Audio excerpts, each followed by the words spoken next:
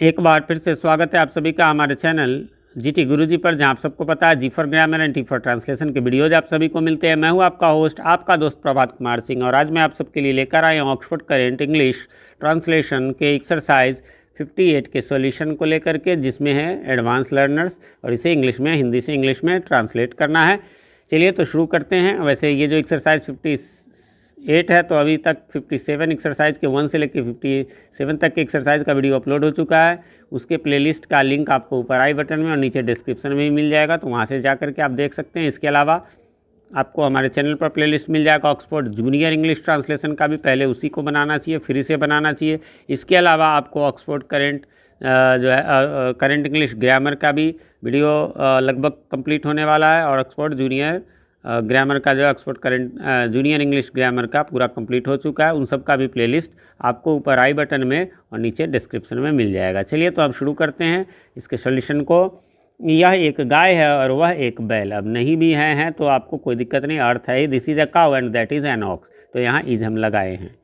क्या ये तुम्हारे नौकर है? आर दीज योर सर्वेंट्स, है ना। तुम्हारे, इससे समझ लेना है कि प्लूरल है, इसलिए सर्वेंट्स हो जाएगा।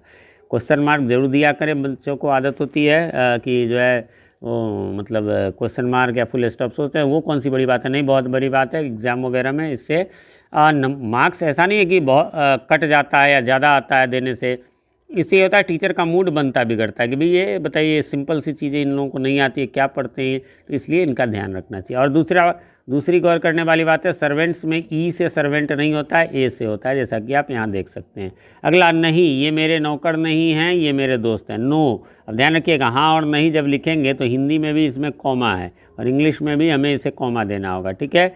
ये तो these are not my servants, these are my friends. फिर है ये मेरे मददगार हैं, दीज आर माई हेल्पर्स। मददगार का इंग्लिश दिया हुआ है आपके बुक में। यह लड़का उदास क्यों है? Why is this boy sad. आगे बढ़ेंगे, यह उदास नहीं है। अब यहाँ पर देखेंगे तो यह जो है लिखा हुआ है यह, है ना, लेकिन यहाँ पर ही दिया हुआ है, तो आप दे सकते हैं, व्यक्ति है इसलिए यहाँ के लिए भी वो दे सकते हैं। बाकी आपकी मर्जी होगी तो आप जो है इसमें दे सकते हैं कि दिस, है ना, तो दिस भी दे सकते हैं, कोई दिक्कत नहीं है। दिस भी मतलब व्यक्ति के लिए प्रयोग होता है। यह उदास नहीं है, यह नाराज़ है, तो he is not sad, he is angry. यह घर एक अच्छा घर है, this is a good house. जहाँ, अब जहाँ का याद रखिए, जो कहाँ का होता है वही जहाँ का, बीच में जब आता है ये रिलेटिव प्रोनाउन का काम करता है। वेयर, हम सभी, वी ऑल, है ना, प्रसन्न और संतुष्ट है, तो आर हैप्पी एंड सेटिस्फाइड। ये गायें क्यों इतनी मोटी है? Why are these cows so fat. इतनी का यहाँ पर ही है, देखिए, सो मीन्स इसलिए भी होता है, इतना भी होता है, और जो है इसके अलावा क्यों इसलिए भी होता है।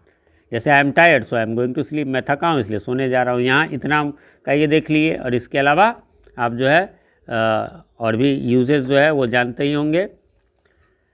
चलिए तो आगे बढ़ते हैं। हमारे सेंटेंसेज में आपको इन सब के यूजेस आपको मिलते जाएंगे आगे सेंटेंसेज में। ये गायें इतनी मोटी हैं, these cows are so fat, है ना, क्योंकि ये मेरी निगरानी के अंतर्गत है, because they are under my care.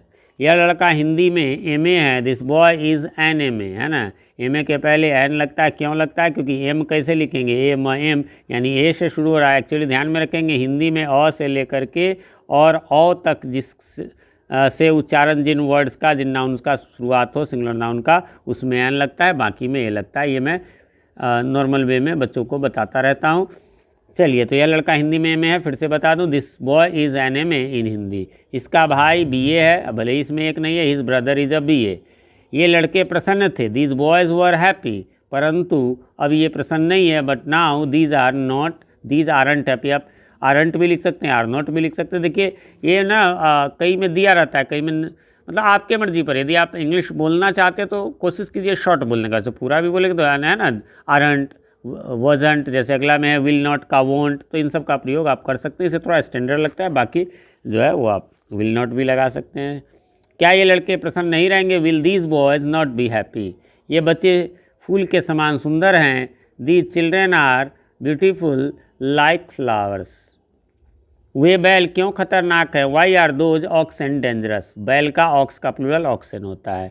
वे भूखे और नाराज हैं, हम यहाँ पर दे दोज भी लगा सकते हैं, दे भी लगा सकते हैं। Are hungry and angry.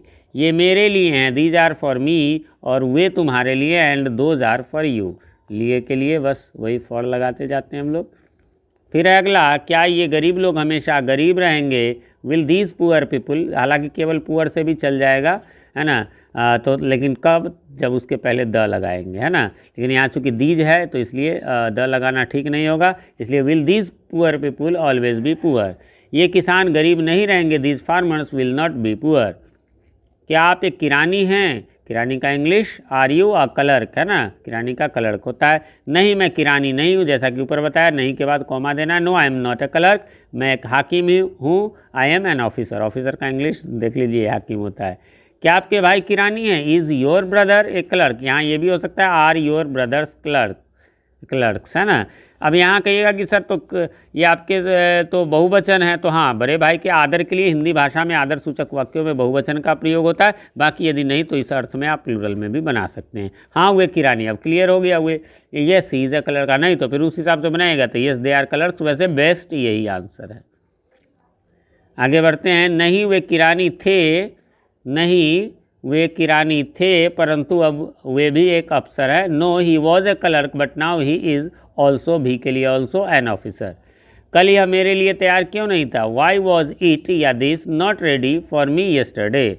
कल यह आपके लिए तैयार नहीं था, बीता हुआ कल के लिए, येस्टरडे आने वाला कल के लिए, टुमारो। तो येस्टरडे इट वाजंट या इट वॉज नॉट या it wasn't ready for you, परंतु आज तैयार है, but today it is ready या दिस इज़ रेडी। बढ़ेंगे आगे और अब समाप्ति की ओर है। तो सेकेंड लास्ट है, क्या तुम एक आदर्श नागरिक नहीं हो? Aren't you an ideal citizen, या फिर आर यू और यहाँ नोट लगा देंगे एन आइडियल सिटीजन। मैं हूँ और रहूँगा, I am and I shall be. और इस प्रकार से यहाँ पर ये समाप्त होता है। उम्मीद करता हूँ आपने मिला लिया होगा और कोई कन्फ्यूज़न नहीं होगी। फिर भी कोई कन्फ्यूज़न हो तो आप क्वेश्चन लिख करके कमेंट करें, मैं कमेंट का रिप्लाई जरूर देता हूँ, थोड़ी देर से ही सही। और आजकल आप लोगों के अच्छे अच्छे कमेंट्स आ रहे हैं, इसी प्रकार कमेंट्स करते रहे, जिससे कि हमारा हौसला बुलंद रहे। और आजकल और जल्दी जल्दी आप लोगों के लिए वीडियोज़ मैं लाता रहूँ। आजकल खासकर एक विकास कुमार हैं, वो काफ़ी जो है वो मैसेज कर रहे हैं, थैंक्स टू हिम। और चैनल पे नए हैं, चैनल को सब्सक्राइब नहीं किया है तो इसे सब्सक्राइब कर ले और साथ में नोटिफिकेशन बेल में ऑल को प्रेस कर दे, जिससे कि हमारे आने वाले वीडियो सबसे पहले आप तक पहुंच सके और पहले के वीडियोज़ आपको ढूंढने में आसानी हो। मिलते हैं अगले वीडियो में, तब तक के लिए हैव अ नाइस डे।